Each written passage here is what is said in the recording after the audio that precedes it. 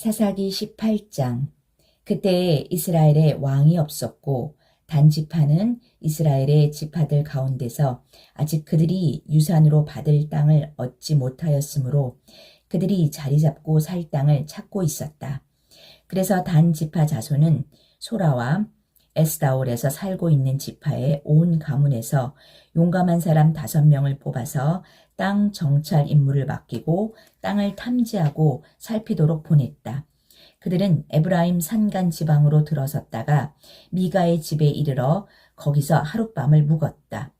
미가의 집에 머무는 동안 그들은 그 젊은 레이 사람의 억양과 말씨를 알아듣고 그에게 다가가서 물었다. 누가 당신을 이리로 데려왔습니까? 당신은 여기에서 무슨 일을 하십니까? 무엇 때문에 여기에 있습니까? 그러자 그는 그들에게 대답하였다. 미가가 나에게 조건을 제시하고 나를 고용하여 자기의 제사장으로 삼았습니다. 그들이 그에게 말하였다. 하나님께 물어보아서 우리가 가고 있는 이 길이 성공할 것인지 우리에게 알려주십시오. 그 제사장이 그들에게 평안히 가십시오. 주님께서 여러분이 가는 그 길을 인도하실 것입니다. 하고 일러주었다. 그래서 그 5사람은 길을 떠나 라이스로 갔다. 그들은 그곳 사람들이 한가하고 평화롭게 사는 시돈 사람들처럼 안전하게 살고 있는 것을 보았다. 그리고 그 땅에는 어느 누구도 권력을 쥐고 그들을 해치는 자가 없었다. 그들은 시돈 사람들과도 멀리 떨어져 있어서 어느 누구와도 접촉이 없었다. 5사람이 소라와 에스다올로 돌아와 그들의 백성에게 이르렀다. 그들이 그 5사람에게 정찰한 내용을 물으니 그들이 이렇게 대답하였다. 어서 가서 그들을 치도록 합시다. 우리가 본 그 땅은 정말 좋은 땅입니다. 우리가 이렇게 가만히 있을 때가 아닙니다. 망설이지 말고 빨리 쳐들어가서 그 땅을 차지합시다. 우리가 거기에 가기만 하면 넓은 땅에서 평안하게 살고 있는 백성들을 보게 될 것입니다. 하나님이 그 땅을 우리의 손에 넘겨주셨습니다. 무엇 하나 부러울 것이 없고 부족한 것이 없는 곳입니다. 단지파 가족들 가운데서 600명이 무기를 들고 소라와 에스다올에서 길을 떠났다. 그들은 유다 땅에 있는 기랏 여아림에까지 가서 진을 쳤다. 그래서 그곳 이름이 오늘날까지도 마하네단이라 불리고 있는데 그곳은 바로 기랏 여아림 서쪽에 있다.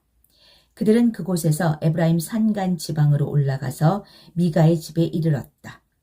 전에 라이스 땅을 탐지하러 갔던 그 5사람이 같이 간 사람들에게 말하였다.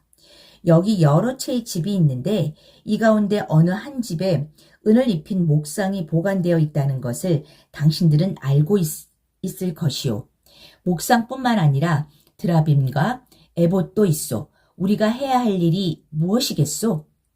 그런 다음에 그 5사람은 젊은 레이 사람이 사는 집, 곧 미가의 집으로 들어가서 그에게 안부를 물었다. 단 자손 600명이 무기를 들고 문 어귀를 지키고 있었다. 그 땅을 탐지하러 갔던 5사람이 그리로 들어가서 은을 입힌 목상과 에봇과 드라빔과 부어 만든 우상을 챙기는 동안 제사장은 무기를 지닌 600명과 함께 문 어귀에 서 있었다. 미가의 집에 들어간 5사람이 은을 입힌 목상과 에봇과 드라빔과 부어 만든 신상을 가지고 나올 때에 제사장이 그들에게 어떻게 된 일이냐고 물었다. 그들이 그에게 대답하였다. 조용히 하십시오. 아무 말고 우리를 따라 나서십시오. 우리의 어른과 제사장이 되어주십시오. 이 집에서 한 가정의 제사장이 되는 것보다야 이스라엘의 한 지파와 한 가문의 제사장이 되는 것이 더 낫지 않겠습니까? 제사장은 그 제안이 마음에 들어 에봇과 드라빔과 은을 입힌 목상을 받아들고 그 무리들 가운데로 들어갔다. 그들은 발길을 돌려 길을 떠났다. 어린아이들과 가축과 감나가는 소유물을 앞세웠다. 그들이 미가의 집에서 떠나 멀리 갔을 때에 미가와 이웃집 사람들이 함께 모여서 단지파 자손을 뒤쫓아왔다. 그들이 부르는 소리를 듣고 단 지파 자손이 돌아서서 미가에게 물었다. 무슨 일이 있기에 이렇게들 모여서 오시오? 미가가 말하였다. 뭐요? 내가 만든 신상과 제사장을 빼앗아 가면서 무슨 일이 있느냐고? 그게 말이나 되는 소리요? 나에게 남은 것이 무엇이오? 그러자 단 지파 자손이 그에게 말하였다. 더 이상 아무 말도 하지 말고 가만히 있는 게 좋을 거요.